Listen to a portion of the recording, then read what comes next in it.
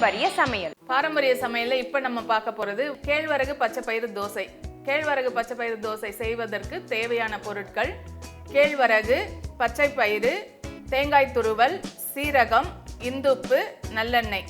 கேழ்வரகு பச்சை பயிறு தோசை எப்படி செய்யுதுன்னு பார்க்கலாம். ஃபர்ஸ்ட் என்ன பண்ணணும், கேழ்வரகையும் பச்சை பயிரும் காலையில் செய்கிற மாதிரி இருந்தால் நைட்டே ஊற வச்சுருங்க. இல்லை ஈவினிங் செய்கிற மாதிரி இருந்தால் காலையிலேயே ஊற வச்சுருங்க. இது ரொம்ப சிம்பிள் தான். நம்ம வீட்டில் தோசை மாவு, இட்லி மாவு இல்லாதப்ப இந்த மாதிரி செஞ்சுக்கலாம். அது மாவு அரைச்சி புளிக்க வச்சு அதுக்கப்புறம் நம்ம செய்வோம் இல்லைங்களா. இது நம்ம காலையில் நைட்டு ஊற வச்சுட்டோம்னா காலையில் அரைச்சி உடனே செய்யலாம். ரொம்ப சத்தானது. பச்சை பயிரிலையும் ஏகப்பட்ட சத்து இருக்குது, கேழ்வரகுலையும் ஏகப்பட்ட சத்து இருக்குது. நம்ம கேழ்வரகு காலை உணவாக சாப்பிடும்போது உடம்புக்கு ரொம்ப ஸ்ட்ராங்காக இருக்கும். இந்த பச்சை பயிரும் கேழ்வரகையும் நைட்டே ஊற வச்சுட்டு நான் எடுத்து வச்சுருக்கேன். இதை இது ரெண்டுத்தையும் மிக்சியில் போட்டு அரைச்சிக்கலாம். இன்னும் பச்சை பயிறு முளைக்கட்டி போட்டிங்கன்னா இன்னும் நல்ல சத்து கிடைக்கும்.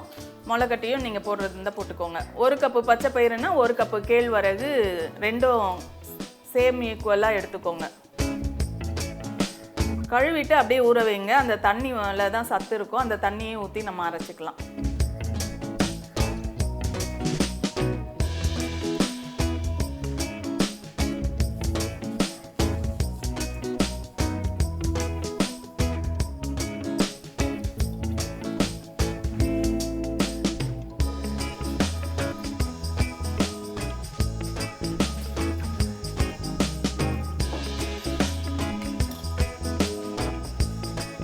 சக்கரை அளவு அதிகமாக இருக்கிறவங்க இந்த கேழ்வரகு காலை உணவாக எடுத்துக்கோங்க, அதுவும் நல்லது. இப்போ இந்த சீரகம் 1 ஸ்பூன், நல்ல 1 ஸ்பூன் எடுத்துக்கோங்க, அதையும் அதில் சேர்த்துக்கலாம். நம்ம தோசை சுடும்போது அந்த சீரக வாசனை ரொம்ப நல்லாயிருக்கும். இன்னொன்று செரிமானத்துக்கும் அது ரொம்ப நல்லது. இப்போ ஃபஸ்ட்டு தண்ணி ஊற்றாமல் கொஞ்சம் குறகுறன்னு அரைச்சிட்டு அதுக்கப்புறம் ஒரு ஓட்டு ஓட்டிட்டு அதுக்கப்புறம் தண்ணி ஊற்றி அரைங்க. நம்ம தோசை மாவு பதத்துக்கு அரைச்சிக்கணும்.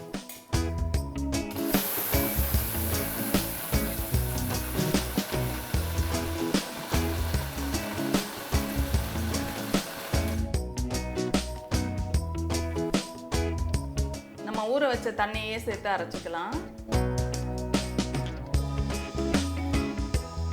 இது கூடவே நம்ம உப்பும் சேர்த்துக்கலாம். தேவையான அளவு உப்பு சேர்த்து அரைச்சிங்கன்னா அது கூட சேர்ந்து இருக்கும்.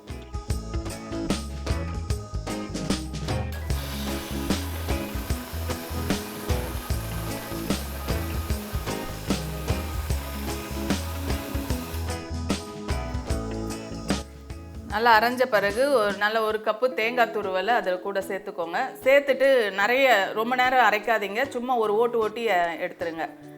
அந்த அரைக்கும் போது அந்த தேங்காவோட பாலும் எல்லாம் சேர்ந்து கொஞ்சம் அதோடு சேர்ந்து டேஸ்ட்டு நல்லாயிருக்கும். நம்ம அப்புறமா அரைச்ச பிறகு ஃப்ரெஷ்ஷாக போடுறதுக்கு பதில் இந்த மாதிரி ஒரு ஓட்டு ஓட்டி எடுத்திங்கன்னா டேஸ்ட்டு நல்லாயிருக்கும்.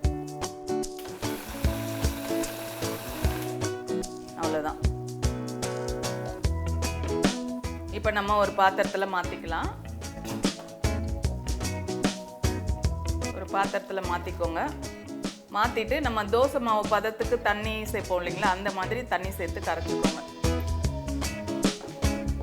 நம்ம சீரகம்லாம் சேர்த்துருக்கோம் இல்லைங்களா, நல்ல வாசனையாக இருக்குது. கூட உங்களுக்கு காரம் வேணும்னா இது கூட காஞ்ச மிளகாய் ஊற வைக்கும் போதே காஞ்ச மிளகாவையும் சேர்த்து ஊற வச்சுட்டு அதுக்கப்புறம் தோசை சுடுங்க. இது அவ்வளோதான். இப்போ தோசை சுட்டு எடுக்க வேண்டியது தான்.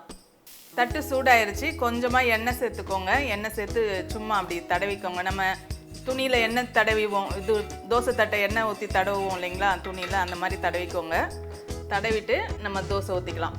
இது கூட நீங்கள் முருங்கைக்கீரை, வெங்காயம் எல்லாம் பொடியாக கட் பண்ணி அந்த கடுகு, காஞ்ச மிளகாய், கருவேப்பிலை, கடலைப்பருப்பு இதெல்லாம் தாளித்து ஊற்றி அடை மாதிரி கூட செய்யலாம். அதுவும் ரொம்பவே நல்லாயிருக்கும், டேஸ்ட் நல்லாயிருக்கும். இது நீங்கள் தோசை ஊற்றுற மாதிரி ஊற்றிட்டு சட்னி, நல்ல கார சட்னி, வெங்காய சட்னி, பூண்டு சட்னி இந்த மாதிரி வச்சு கொடுத்தீங்கன்னா சூப்பராக இருக்கும்.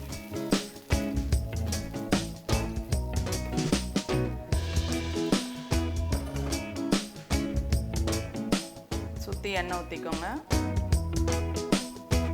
நல்லெண்ணெய் ஊற்றி இந்த மாதிரி கேழ்வரகு, கம்பு, இதுக்கெல்லாம் நல்லெண்ணெய் சேர்த்து சாப்பிட்டிங்கன்னா சத்து நல்லாவே கிடைக்கும். நல்லெண்ணெய் ரொம்ப நல்லது உடம்புக்கு. அது கெட்ட கொழுப்பு இல்லை, நல்ல கொழுப்பு. அதனால் நல்லெண்ணெய் சேர்த்து பண்ணுங்கள். கொஞ்சம் ஸ்லோ தீயில் வேக வைங்க. ஏன்னா கேழ்வரகு வேக கொஞ்சம் லேட் ஆகும். அதனால் தீயை கொஞ்சம் ஸ்லோவாக வச்சு வேக வைங்க.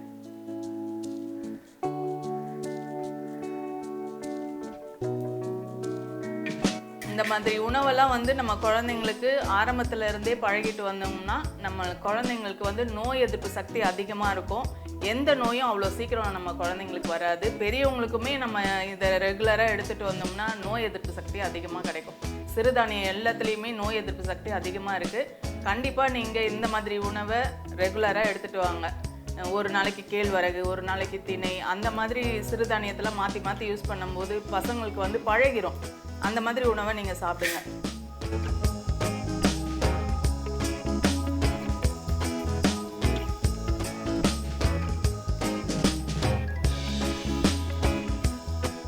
ஒரு பக்கம் செவந்துருச்சுன்னா திருப்பி போட்டுக்கோங்க.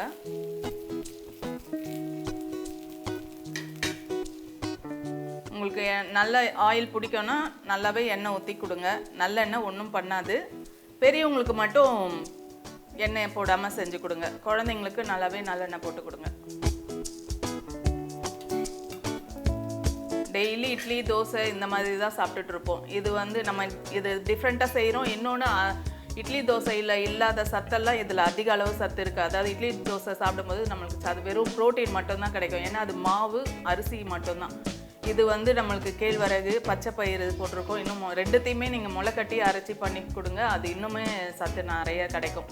இந்த மாதிரி வாரத்துக்கு 2 நாள் இல்லை நம்மளுக்கு மாவு இல்லை திடீர்னு இந்த மாதிரி ரெடி பண்ணணுன்னா ஊற வச்சுட்டு அரைச்சி கொடுக்கலாம். டக்குன்னு ரெடி ஆகிடும். ஹெல்த்தியான ஃபுட்டும் நம்ம கொடுத்தா மாதிரி இருக்கும். 2 பக்கமும் நல்லா வெந்துருச்சு. இப்போ எடுத்துடலாம்.